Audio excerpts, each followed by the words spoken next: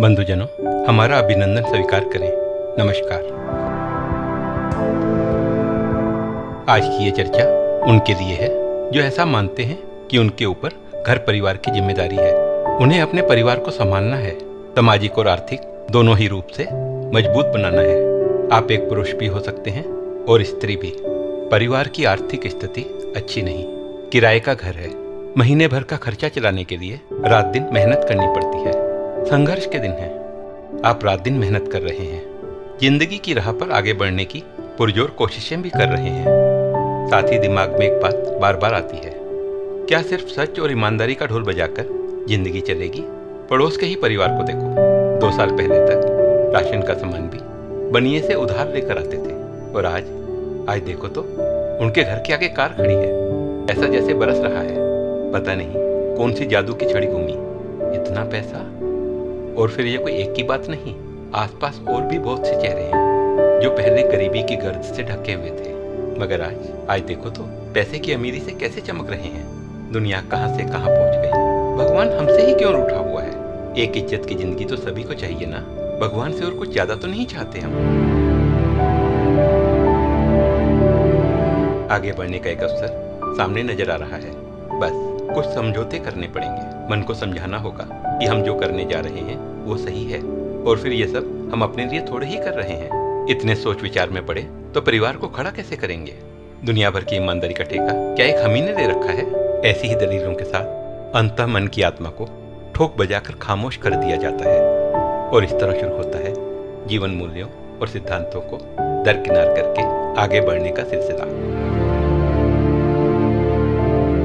एक बार किया समझौता बार बार की आदत बन जाता है। अंदर की आवाज सुनने का समय ही नहीं मिलता।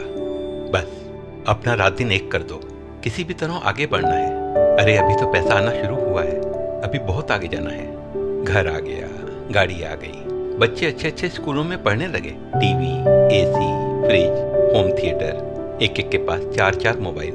जिंदगी की जरूरतें हैं ये तो। आगे बढ़ना है तो थोड़ा बहुत दिखावा तो करना ही पड़ेगा ना। और फिर ये सब मैं अपने लिए थोड़े ही कर रहा हूँ, सब परिवार के लिए। मेरा क्या है? परिवार। चलिए अब परिवार की बात भी कर लेते हैं। किसी के पास किसी भी चीज की कोई कमी नहीं, हर कोई अपनी मस्ती से जी रहा है। किसी के पास किसी के लिए समय भी नहीं है, आपके लिए भी नहीं। जिस परिवार के नाम पर आपने ये सब किया, वही परिवार अपनी प्राइवेसी के नाम पर आपसे बहुत कुछ छुपा रहा है। आप तो बस नोट छापने की एक मशीन बन गए हैं। सोचिए, अगर आपके साथ कोई ऊंच नीच हो जाती है तो क्या आपका यही परिवार आपको सवालों के कटघरे में खड़ा करने में देर नहीं लगाएगा? क्यों कर रहे थे आप ऐसा काम? पैसे के लिए अपने को इतना गिराना ठीक है क्या? इनकम टैक्स वालों का छापा पड़ा है तो पूरी कॉलोनी हमारी कोठी की तरफ देख रही है। हम तो किसी से निगाह मिलाने के काबिल भी नहीं रहे। बहुत शर्मिंदा कर दिया आपने हमें। अब आपने किया है तो आप ही भोगिए। अब क्या करेंगे आप? किसे बताएंगे कि ये सब मैंने अपने परिवार के लिए किया? जरा सोचिए, कौन कौन साथ खड़ा है आपके? शायद कोई भी नहीं। अब तो आपका साया भी आपका साथ छोड़ रहा है, और आत्मा की आवाज को तो आपने बहुत पहले ही खामोश कर दिया था। सही कह रहा हूं ना? बंधुजनों, अभी जो कुछ भी हमने कहा वो कोई कपोल कल्पना नहीं है।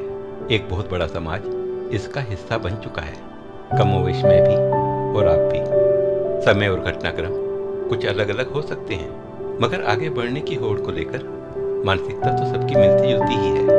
हमें क्या करना है, इसका निर्णय हमको ही लेना होगा। हम तो यही कहेंगे, जो गुजर चुका उसे बिसार दीजिए, जो सामने है उसे संवार लीजिए। मत दबाइए अपने अंदर की आवाज, खुली सांस लेने दीजिए अपनी अंतरात्मा को। अपनी नजरों में बना रहने दीजिए अपना सम्मान।